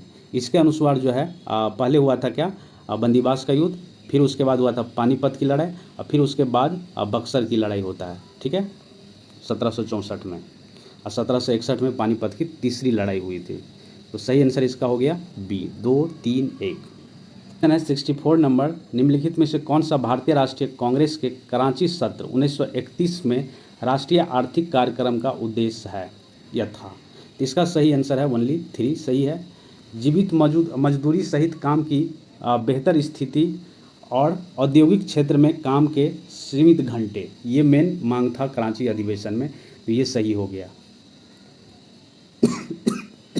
क्वेश्चन नंबर 65 है, निम्नलिखित में से कौन सी मुगल वास्तुकला औरंगजेब के शासनकाल के दौरान बनाई गई थी? इसमें सही उत्तर चूज करना है। तो देखिए इसका सही आंसर है 65 का डी, 1, 2 एंड 3। दिल्ली की मोती मस्जिद जो बनाया गया था आपके लाल किला के अंदर, वो बनाया गया था औरंगजेब के टाइम में। लाहौर की बादशाही मस्जिद बनाया गया था। उसके बाद औरंगाबाद में राबिया उद दौलानी का मकबरा, ठीक है, ये उसी औरंगजेब के शासनकाल में बनाया गया था। तो सही आंसर हो गया डी। 66 नंबर, इसमें कहा जा रहा है निम्नलिखित कथनों पर विचार करें और उपयुक्त कथनों में निम्नलिखित में से किस किसान आंदोलन का वर्णन किया गया है ये बताना है। यह मैमन सिंह जिले पहले बंगाल में और बाद में कहीं चला गया होगा। ये हजोंग और गारो जनजाति द्वारा किया गया एक आंदोलन था। इसकी स्थापना करम शाह ने की थी और इसी टीपू शाह के नेतृत्व में अंग्रेज और जमींदारों के खिलाफ सशस्त्र संग्रह के में विस्तृत किया गया था। तो यह कहा गया है पागल पंथ मूवमेंट के बारे में कहा गया है, ठीक है। अब हमको ये बताइए पागल पंथ मूवमेंट जो है किसके द्वारा और कब चलाया गया था, ये कमेंट बॉक्स में हमको बताना है। खेरा सत्याग्रह के संदर्भ में निम्नलिखित कथनों पर विचार करिए। इसका सही आंसर दिया है ओनली 1 और इसमें जो कौन सा सही है ये बताना है।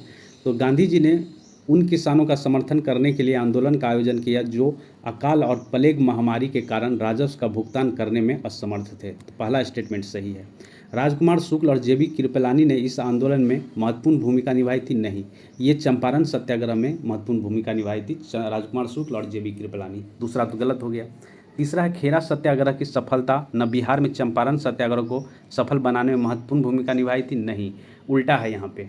मतलब कह सकते चंपारण सत्याग्रह जो है उसको सफल होने के बाद खेरा सत्याग्रह आयोजन किया गया था। तो तीसरा स्टेटमेंट भी गलत है। तो सही हो गया ओनली 1। क्वेश्चन नंबर 68, निम्नलिखित कथनों पर विचार करें और नीचे दिए कथनों में कौन सा सही है ये बताना है। तो 68 का सही आंसर है बी, 1 एंड 2। अलाउद्दीन खिलजी के शासन के दौरान दिल्ली सल्तनत पर मंगोल के हमले बढ़ गए थे, बिल्कुल सही है ये। दूसरा स्टेटमेंट है अलाउद्दीन ने अपने सैनिक के लिए सीरी नाम का एक नया छावनी शहर बनाया, ये भी सही है। उसके बाद तीसरा स्टेटमेंट है अलाउद्दीन ने अपने सैनिकों को नगद के बजाय इक्ता में भुगतान करना चुना। नहीं, ये जो है नगद में ही देते थे, ठीक है। तो तीसरा जो है गलत हो गया, 1, 2 सही है।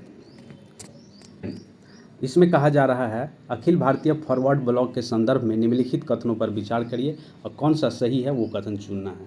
तो इसका सही आंसर है 2 और 3। तो 2 स्टेटमेंट पढ़ते हैं। सुभाष चंद्र बोस और चित बसु इसके महत्वपूर्ण सदस्य थे, बिल्कुल सही, फॉरवर्ड ब्लॉक के सदस्य थे। इसका लक्ष्य एक समाजकारी राज्य बनाना था और वह जमींदारी प्रथा को खत्म करना चाहता था। तो ये भी क्या है, सही है, ठीक है। तो और पहला स्टेटमेंट है यह भारतीय राष्ट्रीय कांग्रेस के बाहर बनाया गया एक गुट था। नहीं, देखिए पहला जो है गलत है, ठीक है। ये बाहर नहीं बनाया गया था, ये बंगाल में कांग्रेस के भीतर एक गुट था, इसीलिए कथन 1 जो है सही नहीं है। बाकी अगर सुभाष चंद्र जी बोस का बात करें तो सुभाष चंद्र जी बोस 2 बार भारतीय राष्ट्रीय कांग्रेस के अध्यक्ष के रूप में चुने गए थे। एक चुने गए थे 1938 में हीरापुर अधिवेशन में, दूसरी बार त्रिपुरी अधिवेशन में। इसमें राजनीतिक मतभेद होने के कारण 1939 में कांग्रेस अध्यक्ष पद से इस्तीफा दे दिए और ऑल इंडिया फॉरवर्ड ब्लॉक का आयोजन किया था, ठीक है। तो सही आंसर हो गया 69 का, 2 और 3 जो है सही है। क्वेश्चन नंबर 70 कहा जा रहा है भारत छोड़ो आंदोलन के दौरान सतारा में स्थापित प्रति सरकार के संबंध में निम्नलिखित में से कौन सा कथन सही है। सही उत्तर चूज करना है हम लोग को इसमें। तो 70 का सही आंसर है सी, 2 और 3 एवं 4। तो 3 नंबर है न्याय प्रदान करने के लिए न्यायदान मंडलों की स्थापना की गई, सही है। और जो छुआछूत को समाप्त करने के लिए गांधी विवाह आयोजन किया गया, तो ये चौथा भी सही है। तो 3, 4 सही है। 1, 2 स्टेटमेंट एक बार पढ़ लेते हैं। यह भारत छोड़ो आंदोलन के दौरान स्थापित की गई पहली समांतर सरकार थी, तो नहीं, ठीक है। और इसे क्या है, विद्युत वाहिनी नामक ये सशस्त्र टुकड़ी की स्थापना की गई, नहीं, इस टाइम में भी नहीं किया गया था। तो 70 का सही आंसर हो गया 3 एवं 4। देखिए इस जो फुल लेंथ टेस्ट है जो अभी हम लोग कर रहे हैं, इसमें क्वेश्चन का लेवल बहुत अच्छा है। इसको एक भी क्वेश्चन को आप लोग छोड़िएगा नहीं, एक एक जहाँ दिक्कत है उसको ढूंढिएगा या जहाँ दिक्कत हो मुझे कमेंट बॉक्स में ज़रूर बताइएगा। 71 नंबर क्वेश्चन कहा जा रहा है कि स्वतंत्रता संग्राम के दौरान किसान आंदोलन के संदर्भ में दक्षिण भारतीय किसान और कृषि श्रमिक संघ का आयोजन डैश द्वारा किया गया था। तो ये किया गया था NG रंगा एवं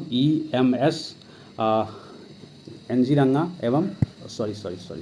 तो इसका सही आंसर कौन सा हो गया, ए हो गया, ठीक है। EMS नाम बोधिरी पाद इसके द्वारा किया गया था, एनजी रंगा और दोनों के द्वारा। 72 कहा जा रहा है निम्नलिखित जोड़ियों पर विचार करें। जैन तीर्थकर है और संबंध प्रतीक है, इसमें ये बताना है आपको। तो देखिए इसमें जो है पहला दिया है यहाँ पे ऋषभनाथ। ऋषभनाथ का क्या कमल था? तो नहीं, ऋषभनाथ का जो है ये कमल नहीं था, ये गलत है। उसके बाद अगर हम पार्श्वनाथ का बात करें तो सांप या सर्प था, बिल्कुल सही है ये। महावीर का सिंह था, ये भी सही है। ठीक है, तो इसका सही आंसर हो गया कौन सा? 72 का बी। 2 और 3 जो है सही है, और ऋषभनाथ का कमल नहीं था। आप लोग ढूंढ के बताइए कि क्या हुआ करता था ऋषभनाथ का। चलिए यहाँ हम बता ही देते हैं, ऋषभनाथ को आदिनाथ के नाम से भी जानते हैं। उसका बैल या सांड हुआ करता था प्रतीक। तो सही आंसर हो गया 72 का बी। इसमें कहा जा रहा है 1928 की नेहरू रिपोर्ट में निम्नलिखित में से किसकी वकालत की गई थी? नीचे दिए गए कोड का उपयोग कर सही उत्तर चुनना है। तो ये किया गया था, इसका सही आंसर है 1, 2 एवं 3। सार्वभौम वयस्क मताधिकार की बात किया गया था, महिलाओं को समान का अधिकार का बात किया गया था, यूनियन बनाने की स्वतंत्रता की बात की गई थी। तो सारे आंसर इसमें सही है। कहा जा रहा है उसे फारसी शासक ने एक दूत के रूप में विजयनगर भेजा था। उन्होंने अपनी यात्रा मतला उल सदैन व मजमा उल बहरीन या 2 शुभ नक्षत्रों का उदय और 2 महासागरों का संगम में लिखी उपयुक्त परिच्छेद में निम्नलिखित में से किस यात्री का वर्णन किया गया है? तो ये किया गया है अब्दुल रजाक के बारे में। सही आंसर है इसका बी। आप कमेंट बॉक्स में बताइए कि अब्दुल रजाक कहाँ से आए हुए थे, ठीक है, किस कंट्री से आए हुए थे और किसके टाइम में आए थे इंडिया। 5 कहा जा रहा है इस गुप्त शासक ने स्थानों पर विजय प्राप्त की और भारत के एक बड़े हिस्से को अपने अधीन कर लिया। उनकी प्रतिष्ठा और प्रभाव इतना बड़ा था कि श्रीलंका के शासक मेघवर्मन ने एक मिशनरी भेजकर एक बौद्ध मठ बनाने की अनुमति मांगी। उनके दरबारी कवि हरिसेन के वृत्तांत में उनके सैन्य महानों का उल्लेख किया गया है। यह जो वर्णन किया गया है किस गुप्ता शासक का किया गया है? तो ये किया गया समुद्रगुप्त के बारे में। ठीक है, 75 का सही आंसर हो गया ए। यहाँ पे एक क्वेश्चन पूछते हैं, गुप्ता डायनेस्टी का जो स्थापना किया था किसके द्वारा किया गया था? कमेंट बॉक्स में मुझे बताइए। 26 है, इसमें कहा जा रहा है सोहरावर्दी सिलसिला के संबंध में निम्नलिखित कथनों पर विचार करें। भारत में इसकी स्थापना शेख बहाउद्दीन जकारिया ने की थी और ये सोहरावर्दी ने राज्य के साथ निकट संपर्क बनाए रखा। तो ये दोनों स्टेटमेंट जो है करा सही है। ठीक है, तो इसका आंसर हो जाएगा बोथ 1 और 2 है। 77 नंबर, इसमें कहा जा रहा है प्रथम एंग्लो सिख युद्ध के संबंध में निम्नलिखित कथनों पर विचार कीजिए। कौन सा सही है ये चूज करना है। तो सही कह रहा 1 और 3 जो है सही है। युद्ध का तत्कालीन कारण सिख सेना का सतलज नदी पार करना। ठीक है, ये पहला था। दूसरा है युद्ध के समय हेनरी हार्डिंग गवर्नर जनरल थे। तो ये भी सही है। ठीक है, और दूसरा स्टेटमेंट गलत है। सही आंसर हो गया 1 और 3।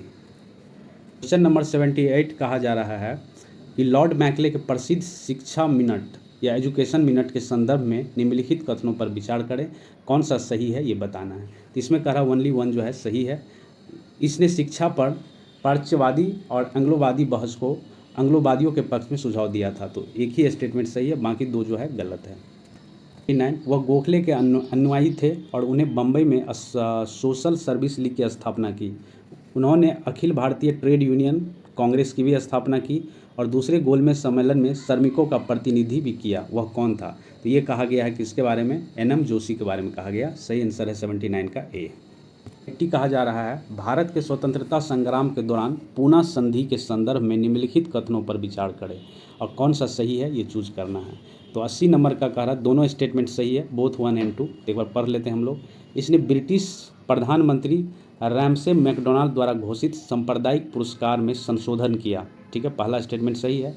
दूसरा स्टेटमेंट कर रहा है इसने प्रांतीय और केंद्रीय विधानमंडलों में दलितों वर्ग के लिए संयुक्त निर्वाचन मंडल की व्यवस्था प्रदान की। तो दोनों स्टेटमेंट इसमें सही है। क्वेश्चन है 81 नंबर, यदि भारतीय रिजर्व बैंक ने अपनी मौद्रिक नीति कड़ी कर दी तो उपभोक्ताओं पर निम्नलिखित में से कौन सा संभावित प्रभाव नहीं पड़ेगा? तो इसका सही आंसर है बी, ओनली 2।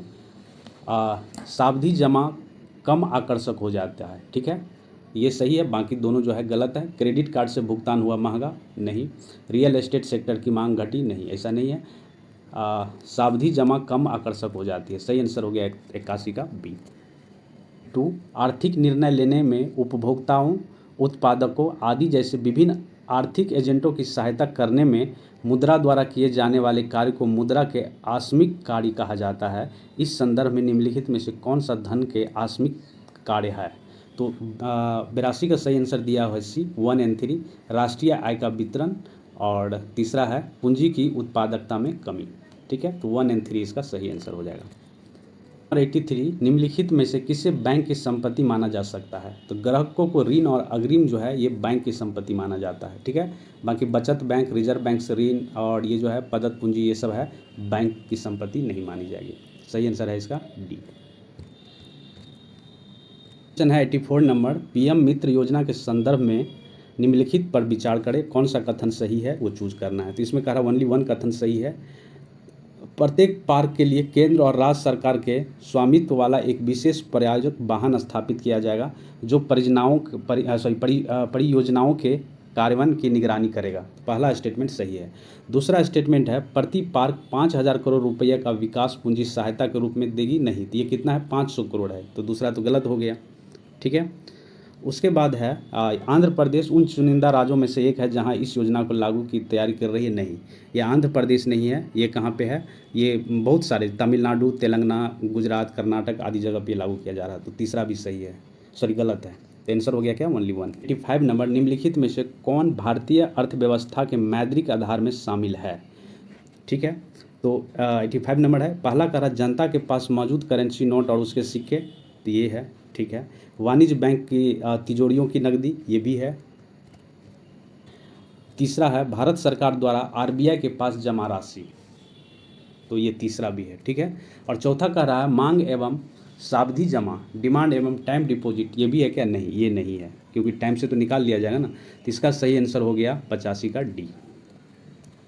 86 का रहा आधुनिक अर्थव्यवस्था के संदर्भ में उत्पादकों के कारकों के संबंध में निम्नलिखित कथनों पर विचार कीजिए और कौन सा सही है ये बताना है। तो इसका आंसर है 1 एंड 2 दोनों सही है। उद्यमिता को उत्पाद के प्राथमिक कारकों में से एक माना जाता है, सही है। दूसरा है मुक्त बाजार अर्थशास्त्री किसी अर्थव्यवस्था में उत्पादन के सभी कारकों के निजी स्वामित्व में विश्वास करते हैं। तो दोनों स्टेटमेंट इसका सही है। 7 इसमें कहा जा रहा भारत का चालू खाता घाटा 9 साल के उच्चतम स्तर पर पहुंच गया है। इस संदर्भ में भारत के उच्च चालू खाता घाटे का निम्नलिखित में से कौन सा कारक हो सकता है? तो जो कारक है ये 2 और 3 इसका सही आंसर है। 2 नंबर है माल व्यापार घाटे का बढ़ना, और क्या शुद्ध बाह्य वाणिज्य उधार का वही परिवहन। तो आंसर हो गया इसका 2 और 3। क्वेश्चन नंबर 88 कहा जा रहा है कि यह मानते हुए कि अन्य चीज़ों अपरिवर्तित रहती है, यदि किसी देश की कुल मांग दुनिया के बाकी हिस्सों की तुलना में तेज़ी से बढ़ती है या घरेलू उत्पाद कितना पूरा कर सकता है, तो निम्नलिखित में से कौन सा कथन जो है सही है? तो इसका सही आंसर है सी। इसमें कहा जा रहा है विदेशी मुद्रा की मांग आपूर्ति की तुलना में अधिक है। ठीक है, क्वेश्चन है 89 नंबर, अर्थव्यवस्था के संदर्भ में निम्नलिखित में से कौन सा लोलापालूजा प्रभाव शब्द का सबसे अच्छा वर्णन करता है? तो ये है डी, सही आंसर है डी। एक साथ कार्य करने वाले कारकों का संगत या तो बड़े सकारात्मक या तो नकारात्मक परिणाम की ओर ले जाता है। 89 का सही आंसर हो गया डी। पे कहा जा रहा भारत में नियोजन के संदर्भ में पंचवर्षीय योजना के संबंध में निम्नलिखित में से कौन सा कथन सही नहीं है? ये चूज करना है, जो सही नहीं है उसको चूज करना है। तो 90 का कह रहा है ए, ये जो है सही नहीं है। छठी पंचवर्षीय योजना के दौरान सूखा प्रबंध क्षेत्र विकास कार्यक्रम DPAP शुरू किया गया था, नहीं। ठीक है, बाकी सही है तो इसको पढ़ लेते हैं। पाँचवीं पंचवर्षीय योजना के बाद रोलिंग प्लान लागू किया गया, बिल्कुल सही है। 8वीं पंचवर्षीय योजना की वास्तविक वृद्धि लक्षित वृद्धि से अधिक थी, ये भी सही है। डी है क्या कि तेज और अधिक समावेशी विकास की ओर 11वीं पंचवर्षीय योजना का उद्देश्य था, ये भी सही है। ठीक है, और ये जो है स्टेटमेंट गलत है, ये वाला। इसमें कह रहा है कि भारत सरकार जो सूखा प्रबंध क्षेत्र की विशेष समस्याओं के समाधान के लिए 1973-74 में चौथी पंचवर्षीय योजना के अंतर्गत ये स्टार्ट किया गया था। ठीक है, 91 नंबर, इसमें कहा जा रहा है निम्नलिखित में से कौन सी सरकारी योजना मातृ एवं नवजात स्वास्थ्य से संबंधित है? नीचे दिए गए कोड का उपयोग करके सही उत्तर को चुनें। तो इसका सही आंसर है डी, 1, 2, 3, 4 सारे संबंधित है। सुरक्षित मातृत्व आश्वासन, प्रधानमंत्री सुरक्षित मातृत्व अभियान और मुस्कान और लक्ष्य, ये सारे जो है संबंधित है इससे। क्वेश्चन है 92 नंबर, इसमें कहा जा रहा है लेक्टोमीटर जिसका उपयोग दूध के नमूने की शुद्धता निर्धारित करने के लिए उपयोग किया जाता है, और हाइग्रोमीटर जो है जिसका उपयोग तरल पदार्थ के घनत्व को निर्धारित करने के लिए किया जाता है, निम्नलिखित में से किस सिद्धांत पर आधारित है? तो ये दोनों सिद्धांत पर आधारित है आर्किमिडीज के प्रिंसिपल पे। सही आंसर हो गया ए। क्वेश्चन नंबर 93 कहा जा रहा है सेप्रोफाइट जीवित जीव है जो कि मृत और सड़ने वाले जीवों पर जीवित रहते हैं और भोजन करते हैं, निम्नलिखित में से कौन सेप्रोफाइट के उदाहरण है? नीचे दिए गए कोड का उपयोग करके सही उत्तर चूज कीजिए। तो इसका सही उत्तर है 2 एवं 4, ये खमीर, ठीक है, और दूसरा पेंसिलियम, ये दोनों है, ठीक है। चलिए 94 का रहा है निम्नलिखित कथनों पर विचार करें और इसमें जो दिया गया कौन सही है ये बताना है। किसी तारे का टिमटिमाना तारे के प्रकाश के वायुमंडलीय अपवर्तन के कारण होता है, ये भी पहला स्टेटमेंट सही है। दूसरा स्टेटमेंट है क्षितिज के निकट देखने पर तारा अपनी वास्तविक स्थिति से थोड़ा नीचे दिखाई देता है, नहीं, थोड़ा ऊपर दिखाई देता है, तो दूसरा स्टेटमेंट गलत हो गया। इसका सही आंसर हो गया ए, ओनली 1। 95 है हाइपरसोनिक हथियार के संदर्भ में निम्नलिखित कथनों पर विचार करें और ऊपर दिए गए कथनों में कौन सा सही है ये बताना है। तो पहला, हाइपरसोनिक हथियार ध्वनि की गति से 5 गुना अधिक तेजी से उड़ सकता है, बिल्कुल सही है ये। वे वायुमंडलीय के भीतर यात्रा करते हैं और बीच में गति कर सकते हैं, बिल्कुल सही है। तो दोनों स्टेटमेंट जो है इसका सही है, तो सही आंसर हो गया 95 का सी, बोथ 1 एवं 2। कह रहा है येलो बॉन्ड रोग को हाल ही में डैश के संदर्भ में समाचार में देखा गया है, तो ये किसके संदर्भ में? प्रवाल भित्ति के संदर्भ में देखा गया है। 97 नंबर क्वेश्चन है दांत का इनेमल शरीर का सबसे कठोर पदार्थ है, यह पानी में नहीं घुलता है लेकिन मुंह में पीएच वैल्यू 5.5 से कम होने पर नष्ट हो जाता है, यह डैश से बना होता है, तो ये बना होता है कैल्शियम फॉस्फेट से। सही आंसर हो गया 97 का ए। क्वेश्चन नंबर 98 का रहा इन्फ्लुएंजा वायरस के संबंध में निम्नलिखित कथनों पर विचार करें और कौन सा सही है ये चूज करना है। तो 98 का सही आंसर है सी, 2 एवं 3। तो 2 नंबर क्या कर रहा है, यह मुख्य रूप से संक्रमित व्यक्तियों के बूंदों या सांसों शराब से फैलता है, बिल्कुल सही है। तीसरा स्टेटमेंट है इन्फ्लुएंजा डी वायरस मुख्य रूप से मवेशियों को प्रभावित करते हैं और लोगों को संक्रमित करने या बीमारी का कारण बनने के लिए जाने नहीं जाते हैं, बिल्कुल सही। 1 एंड 2 दोनों है सही, सॉरी 2 एंड 3 सही है। सही आंसर हो गया सी, 2 एंड 3। 89 है एंथ्रेक्स रोग के संबंध में निम्नलिखित कथनों पर विचार करें और कौन सा सही है उसको बताना है। एंथ्रेक्स एक जीनोटिक रोग है, तो बिल्कुल सही, पहला सही है, इसी का आंसर यही दिया हुआ। यह कवक के कारण होता है, नहीं, ये कवक के कारण नहीं होता है। किस कारण होता है एंथ्रेक्स की बीमारी? वायरस के चलते होता है, ठीक है, कवक के कारण नहीं होता। तो 99 का सही आंसर हो गया ए। क्वेश्चन नंबर 100 है निम्न पर विचार करें उपयुक्त में से कौन सा कार्य करने के लिए केंद्र पासारक बल का उपयोग करता है। इसका इंग्लिश एक बार आप लोग देख लीजिएगा। तो सही आंसर है इसका सी, 1, 2 एवं 3। रक्त परीक्षण के लिए किया जाता है, मिट्टी के बर्तन में होता है और वॉशिंग मशीन में जो होता है, इस सारे में यही प्रक्रिया होता है, ठीक है। तो सही आंसर हो गया इसका सी। 101 नंबर क्वेश्चन है डीएनए और आरएनए टीका के संबंध में निम्नलिखित कथनों पर विचार करिए और कौन सा सही है ये चूज करना है। तो इसका कार्य बोथ सही है, 1 एंड 2। आरएनए वैक्सीन के विपरीत डीएनए टीकों में मेजबान कोशिका जीनोम में एकीकृत होने की क्षमता होती है, ये सही है। आरएनए वैक्सीन मनुष्य में प्रतिरक्षा प्रतिक्रिया उत्पन्न करने के लिए मैसेंजर mRNA नामक प्राकृतिक रसायन की एक प्रति का उपयोग करती है, तो दोनों स्टेटमेंट इसमें सही है। क्वेश्चन नंबर 102 मानव में रक्त परिसंचरण के संदर्भ में निम्नलिखित कथनों पर विचार करें और ऊपर दिए गए कथनों में कौन सा सही है ये चूज करना है। तो कौन सा कथन इसमें सही है ये बताना है। तो इसका सही आंसर है दोनों, ठीक है, बोथ एंड 1 जो है 1, 2 दोनों सही है। इसमें कह रहा है ऑक्सीजन युक्त और ऑक्सीजन रहित रक्त को मिलने से रोकने के लिए मानव हृदय को दाहिनी ओर और बाईं ओर अलग किया जाता है, ये भी स्टेटमेंट सही है। कार्बन डाइऑक्साइड युक्त रक्त को फेफड़े में लाया जाता है और फेफड़े से ऑक्सीजन युक्त रक्त को हृदय में लाया जाता है, तो दोनों स्टेटमेंट इसका जो है सही है। 103 कहा जा रहा है इन्फ्लुएंजा के संबंध में निम्नलिखित कथनों पर विचार करें और कौन सा सही है ये बताना है। तो इसका सही आंसर है ए, 1 एंड 3 सही है। इन्फ्लुएंजा वायरस में एकल फंसे हुए आरएनए होते हैं, ये सही है।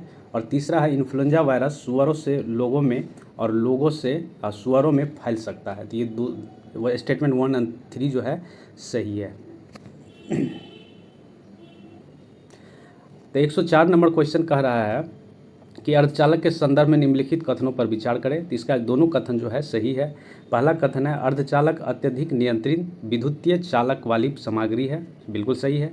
दूसरा है सिलिकॉन, जर्मेनियम और गैलेनियम आर्सेनाइड जो है ये सबसे व्यापक रूप से उपयोग किए जाने वाले अर्धचालक है, मतलब सेमीकंडक्टर है। यहाँ पे एक क्वेश्चन हम पूछते हैं आप लोगों से, अगर टेम्परेचर हम इंक्रीज करते हैं तो अर्धचालक का रेसिस्टेंट क्या होगा, प्रतिरोध क्या होगा, घटेगा या बढ़ेगा? कॉमेंट बॉक्स में बताइए मुझे। क्वेश्चन नंबर 105 है अनुवांशिक विकारों के संदर्भ में निम्नलिखित कथनों पर विचार करें और कौन सा सही है उसको चूज करना है। तो इसमें कह रहा है सी नंबर 1 और 3 जो है सही है। पुरुष के रंग अंधापन के साथ पैदा होने की संभावना अत्यधिक होता है, ठीक है, ये सही है। तीसरा है सिकल सेल एनीमिया तब होता है जब माता पिता दोनों जीन के वाहक होते हैं, तो ये 1 और 2 सही है। हीमोफीलिया एक रक्तस्राव विकार है जो केवल महिलाओं में होता है, नहीं, ऐसा नहीं कि केवल महिलाओं में होता है, ज़्यादातर महिलाओं में होता है, तो दूसरा स्टेटमेंट गलत है। तो 6 नंबर क्वेश्चन है शक्ति की इकाई है, तो शक्ति का इकाई क्या होता है, वाट होता है। सही आंसर हो गया इसका कौन सा, सी। क्वेश्चन नंबर 107 है और इसमें कहा जा रहा है प्रकाश सीधी रेखा में चलता हुआ प्रतीत होता है क्योंकि प्रकाश की तरंगदैर्घ्य बहुत छोटी होती है, तो इसका सही आंसर हो गया सी। पार्ट है ट्यूबलाइट में कम दबाव पर कौन सी गैस भरी जाती है, तो ये भरा जाता है नियॉन और मरकरी वेपर, ठीक है, सही आंसर है इसका 108 का बी। 109 नंबर क्वेश्चन कह रहा है कि पीएच मान किसके संख्यात्मक मान को दर्शाता है, तो ये दर्शाता है किसी घोल की अम्लीय या क्षारीयता का प्रकृति का विश्लेषण करना हो तो पीएच स्केल का यूज किया जाता है। अगर 7 से कम है तो एसिडिक होगा, 7 से ज़्यादा है तो बेसिक नेचर होगा, और 7 है तो न्यूट्रल होगा। चलिए बताइए ब्लड का पीएच वैल्यू कितना होता है, कमेंट बॉक्स में कमेंट कीजिए। 110 नंबर क्वेश्चन का रहा घरेलू एलपीजी सिलेंडर में प्रेशर गेज नहीं दिया जाता है क्योंकि क्यों नहीं दिया जाता है, वे एलपीजी सिलेंडर में गैस की मात्रा का प्रतिध्वनित नहीं कर सकते हैं, इसीलिए नहीं दिया जाता है। 111 नंबर क्वेश्चन कह रहा है गैसोहोल डैश है, तो गैसोहोल क्या है, एथिल अल्कोहल और पेट्रोल का जो है मिक्सचर है, तो सही आंसर हो गया 111 का ए। एंड 112 नंबर इसमें कहा जा रहा है सेब में लाली डैश के कारण होता है, तो एंथोसाइनिन के चलते होता है, ठीक है, तो 112 का हो गया ए। 113 नंबर क्वेश्चन कह रहा है कि नोबेल पुरस्कार विजेता वैज्ञानिक जेम्स डी वाटसन किस क्षेत्र में अपने काम के लिए जाने जाते हैं, तो ये जाने जाते हैं जेनेटिक्स के लिए, जिसको कहा जाता है अनुवांशिकी।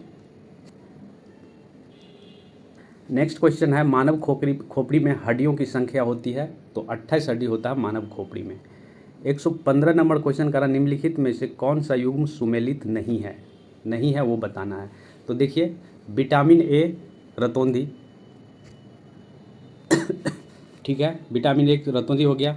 विटामिन D3 पेलेग्रा होता है, बिल्कुल सही, कमी से। विटामिन डी क्या रंग अलता होता है, नहीं, कलर ब्लाइंडनेस नहीं होता है, ठीक है, तो इसका सही आंसर कौन सा हो गया, सी, ठीक है, लेकिन इसको एक बार आप लोग चेक करिएगा, ठीक है, तो सही आंसर हो गया इसका सी, ठीक है, तो सही आंसर कौन सा हो गया, सी। विटामिन डी के कमी से रिकेट नाम की बीमारी होता है, और बाकी है फॉलिक एसिड की कमी से एनीमिया रोग होता है, तो ये भी सही है, बाकी ये जो सी जो है गलत है।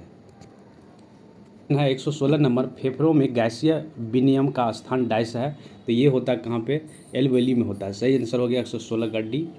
117 नंबर कह रहा है इंसुलिन हार्मोन एक डाइस है, तो इंसुलिन हार्मोन क्या है, एक ये है पेप्टाइड है, 117 का सी हो गया। क्वेश्चन है एक उभयलिंग फूल में यदि एंड्रोइकियम और गाइनोइकियम अलग अलग समय पर परिपक्व होते हैं तो इस घटना को क्या कहा जाता है, तो इस घटना को कहा जाता है डिचोगैमी, सही आंसर है 118 का ए।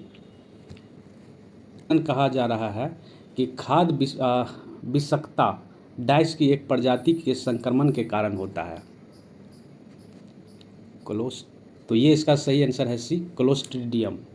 120 नंबर क्वेश्चन है यदि आंख का लेंस अपारदर्शी हो जाए तो यह रोग कहलाता है कौन सा, यह रोग कहलाता है मोतियाबिंद, सही आंसर हो गया 120 का डी। क्वेश्चन है पटना उच्च न्यायालय के प्रथम मुख्य न्यायाधीश कौन थे, तो ये थे चैम्स चैमनियर, सही आंसर है ए।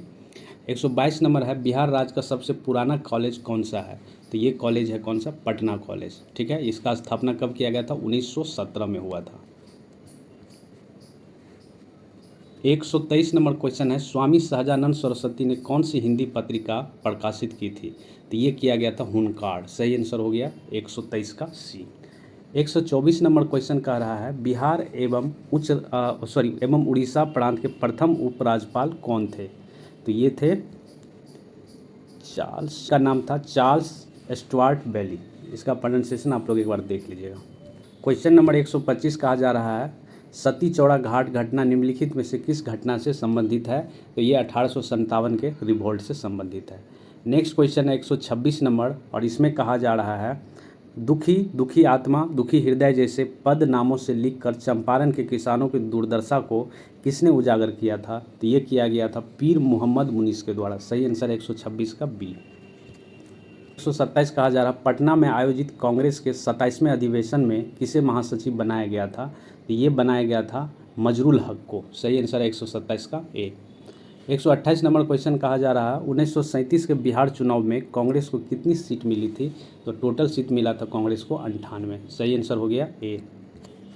129 है, निम्नलिखित में से कौन सा क्षेत्र का युग बिहार में 1857 के विद्रोह का नेतृत्व करने वाले अपने नेताओं के सही ढंग से मेल नहीं खाता है? तो इसका सही आंसर है ए, छपरा से कह रहा है अहमद अली खान। ठीक है, तो ये नहीं है, मोहम्मद हुसैन खां के द्वारा छपरा से किया गया था, तो ये सही नहीं है। बाकी सही है, जगदीशपुर से कुंवर सिंह किए थे, नवादा से नाना सिंह एंड हैदर अली सिंह किए थे, और रोहतास से किए थे अमर सिंह। तो ये ए बी सी डी सब सही है। बाकी अगर पटना की बात करें तो पीर अली खान और अली करीम के द्वारा किया गया था। उसका राजगीर से बात करें तो मेहदी अली हसन के द्वारा किया गया था। हुको सिंह के द्वारा किया, हुको और मुको सिंह के द्वारा राजगीर से किया गया था। अरवल से हैताम सिंह के द्वारा किया गया था। 130 नंबर क्वेश्चन कहा जा रहा है कि 1857 के विद्रोह के दौरान किस तिथि को पटना में मार्शल लॉ लागू किया गया था? तो ये किया गया था 30 जुलाई 1857 को। सही आंसर है 130 का ए। नंबर क्वेश्चन है, जेपी नारायण द्वारा गठित पार्टी का नाम क्या है? मतलब जयप्रकाश नारायण की बात हो रही है। जेपी नारायण द्वारा गठित पार्टी का नाम क्या है? तो ये नाम है लोक सत्ता पार्टी। लोक सत्ता पार्टी। सही आंसर है बी। नेक्स्ट क्वेश्चन है 132 नंबर, और इसमें कहा जा रहा है कि राजेंद्र प्रसाद को भारत रत्न पुरस्कार कब मिला था? तो इसका आंसर है ए, 1962 में दिया गया था। अगला क्वेश्चन है 133 नंबर, और इसमें कहा जा रहा है, बिहार विद्यापीठ की स्थापना निम्नलिखित में से किस राष्ट्रव्यापी आंदोलन के दौरान की गई थी? तो ये किया गया था असहयोग आंदोलन के द्वारा, जो कब चला गया था? 1920 के आसपास। नेक्स्ट क्वेश्चन है 134 number, Bihar home rule league के अध्यक्ष कौन थे? तो ये थे मजरुल हक। सही आंसर हो गया बी। 135, बिहार में बंदूक बनाने का एकमात्र कारखाना कहाँ है? तो ये है मुंगेर में। 136 नंबर क्वेश्चन है, सीतामढ़ी जिला बिहार के किस जिले से अलग किया गया है? तो ये किया गया है मुजफ्फरपुर से। सही आंसर हो गया डी। 137 नंबर क्वेश्चन करा, बिहार के क्रमशः उच्चतम और न्यूनतम साक्षरता दर वाले जिला डैश है? तो देखिए, रोहतास जो है सबसे उच्चतम, और पूर्णिया जो है सबसे न्यूनतम साक्षरता वाला जिला है। नेक्स्ट क्वेश्चन है, बिहार का निम्नलिखित में से कौन सा जिला उच्च प्रदेश की सीमा को नहीं छूता है? उत्तर प्रदेश के सीमा को नहीं छूता है। तो सही आंसर कौन सा हो गया इसमें? अररिया। ठीक है, आप लोग कमेंट बॉक्स में बताइए बिहार का कितने डिस्ट्रिक्ट है जो उत्तर प्रदेश को सीमा को टच करता है। क्वेश्चन है 139 नंबर, इसमें कहा जा रहा, बिहार के बारे में निम्नलिखित जनगणना आंकड़ों में कौन सा कथन सही नहीं है? मतलब गलत कथन चूज करना हम लोग को। तो ए जो है गलत है, राज्य में प्रति 1000 पुरुषों पर महिलाओं का अनुपात 920 है। नहीं, ये गलत है। कितना है? 918 है। गलत है। बाकी सभी स्टेटमेंट सही है, एक बार पढ़ लेते हैं हम लोग। पटना बिहार का सबसे अधिक आबादी वाला जिला है। बिल्कुल सही है। राज्य का जनसंख्या घनत्व 1106 व्यक्ति प्रति वर्ग किलोमीटर में है। बिल्कुल सही है। बिहार में पूर्णिया जिले की साक्षरता दर बिहार में सबसे कम है। बिल्कुल सही। नंबर 140 का, निम्नलिखित में से कौन सी नदी दक्षिण से बिहार में गंगा में नहीं मिलती है? तो देखिए, यहाँ पे सोन मिलता है, पुनपुन मिलता है, दक्षिण से क्यूल मिलता है। ठीक है, लेकिन गंडक जो है उत्तर से मिलता है। तो सही आंसर इसका सी हो गया। क्वेश्चन नंबर 41 से जो 10 क्वेश्चन है 50 तक, ये मैथ का है। तो आंसर बता देते हैं, जो लोग बनाना चाहे बना के मिला लीजिएगा। तो 141 का सही आंसर है ए 890। 142 का सही आंसर है बी 13। 143 का सही आंसर है डी 16। 40 नंबर का सही आंसर है बी 40 ईयर। 145 का सही आंसर है डी 4.04%। 146 नंबर का है सी 25। 147 नंबर का है D cannot be determined. 148 number का है ए बर्दर। और 149 नंबर का है सी 4:5। 150 नंबर का सही आंसर है सी 2000। तो इसी के साथ आज का सेशन मेरा यही ख़त्म होता है। Thank you for watching BPSC online academy. और आई होप कि आप लोग इसको अच्छे से किए होंगे। और जो क्वेश्चन में अगर दिक्कत हो या कहीं लगा कि गलत ऑप्शन हम बता दिए हैं तो प्लीज़ मुझे कमेंट बॉक्स में ज़रूर इन्फॉर्म करिएगा, ठीक है। बाकी इसका पीडीएफ आपको जब इंग्लिश वाला टेस्ट अपलोड हो जाएगा उसके बाद आपको टेलीग्राम चैनल पर मिल जाएगा, ठीक है। तो अच्छा लगा सेशन तो लाइक कर दीजिए, शेयर कर दीजिए, जो नए लोग हैं सब्सक्राइब कर लीजिए। Thank you for watching BPSC online academy. धन्यवाद। मिलते हैं एक अगले सेशन में, एक अगले वीडियो के साथ, एक अगले टॉपिक के साथ।